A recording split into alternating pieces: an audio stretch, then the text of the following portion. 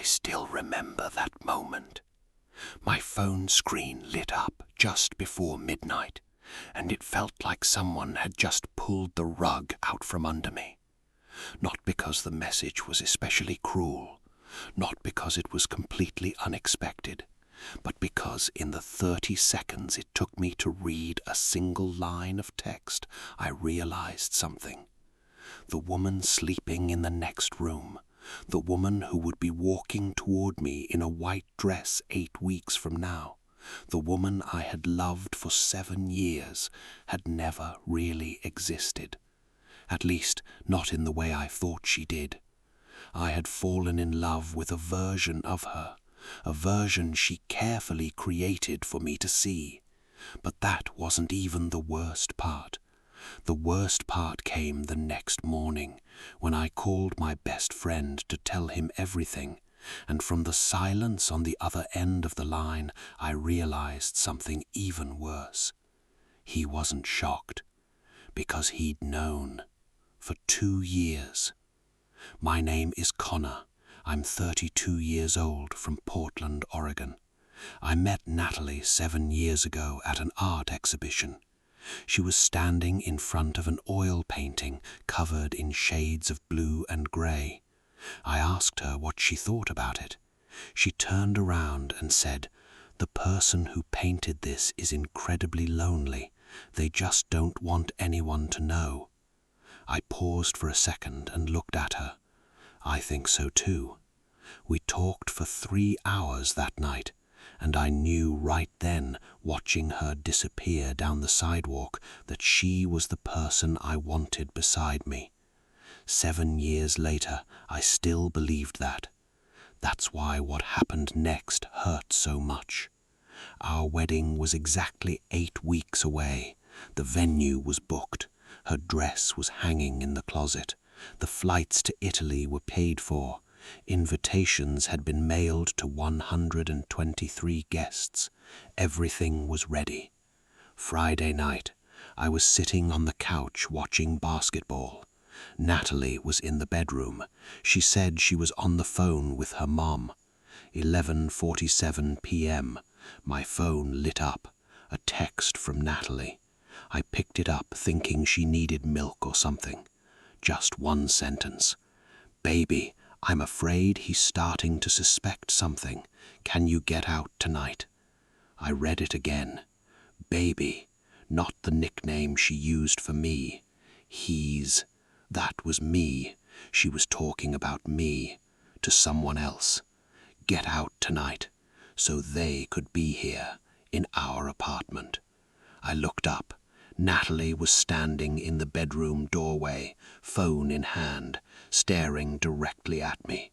She knew she had sent it to the wrong person, and what I saw in her eyes wasn't panic, it wasn't tears, it was calculation, cold calculation, the look of someone trying to decide which version of the truth would cause the least damage. In that moment, I understood something. This wasn't the first time. We sat at the kitchen table. She told me about David, a co-worker, a friendship that became something more, but it had ended 6 months ago, she swore. The message tonight was only her attempt to cut things off completely. She cried, apologized, said she was the one she wanted. I listened. Then I stood up, grabbed my car keys, and left. I drove for 2 hours along the Willamette River through a cold October rain. No radio, no phone. Just me, the rain, and hundreds of unanswered questions. Then, at a red light, a memory surfaced. 3 weeks earlier, Natalie had left her phone on the table. The screen lit up for a second. I accidentally saw a notification from someone named Anna. I hadn't thought much about it. I trusted her. I never felt the need to check. But now I remembered something clearly. Natalie didn't have any friend named Anna. I turned the car around. "The contact for David," I said the second I walked through the door. "Why is it saved under the name Anna?" Natalie looked at me. Not 3 seconds of silence, 15. And during those 15 seconds I watched the calculation collapse, then panic, then something that almost looked like relief. The relief of someone who's carried a secret for too long and no longer has the energy to pretend. "How long?" I asked. "Connor, how long, Natalie?" She stared at the floor. 4 years. 4 years. Not 3 months, not 6 months, not "it ended a while ago." 4 years. 4 continuous years. While I was planning a proposal, while we were looking at houses together, while I was paying wedding deposits and booking our honeymoon. I didn't say another word that night. I went into the bedroom, lay down, and stared at the ceiling until sunrise. The next morning I called Marcus. Marcus, my best friend since college, the man who spent an entire afternoon helping me choose Natalie's engagement ring, the man who raised a glass at our engagement party and told everyone Connor deserves happiness more than anyone I know. I told him everything. My voice was strangely calm. When I finished, there was silence. Not the silence of shock, the silence of someone deciding what to say. "Marcus," I swallowed hard, "did you know?" Another silence. "Connor, I saw them once by accident 2 years ago. I wanted to tell you, but—" I hung up. I sat alone in the apartment with a cold cup of coffee and replayed the last 7 years. The late nights she came home claiming she had to work, the weekends spent with girlfriends whose names I never bothered to ask, the way she held her phone with both hands whenever I got close. Tiny things, things I never noticed, or maybe things I didn't want to notice.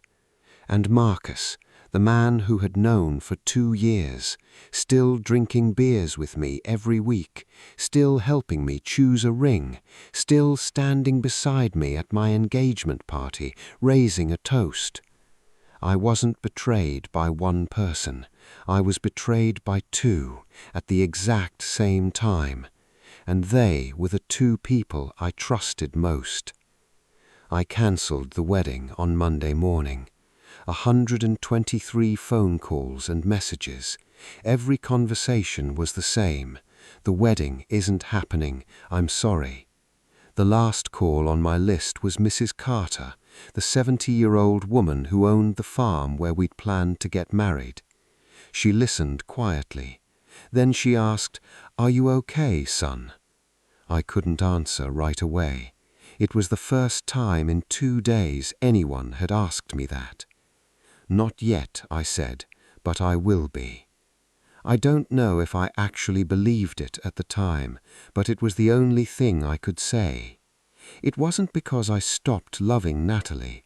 Love doesn't disappear the moment you discover the truth. It stays. It just becomes heavier, more painful, and nowhere to put down. I cancelled the wedding because I realized something.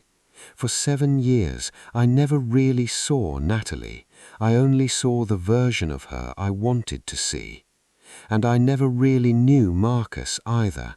I only knew the version he chose to show me. And if 7 years wasn't enough for me to see the truth, then maybe I needed to learn to truly see people from the beginning. What I want to tell you isn't that you should never trust anyone. It's this. Sometimes we aren't deceived because we're naive. Sometimes we aren't deceived because we're foolish. Sometimes we're deceived because we love someone, and love makes us unwilling to see the things that might hurt us. That's not weakness, but learning to face the truth even when it hurts, that's the only thing that can truly protect you. My name is Connor, and this is my true story. In the next episode, a mother told the world that her son had died. The son was still alive, and he didn't discover the truth until 15 years ago because of a stranger he met on the street. Subscribe and turn on notifications. Trust me, you won't be able to look away from that one.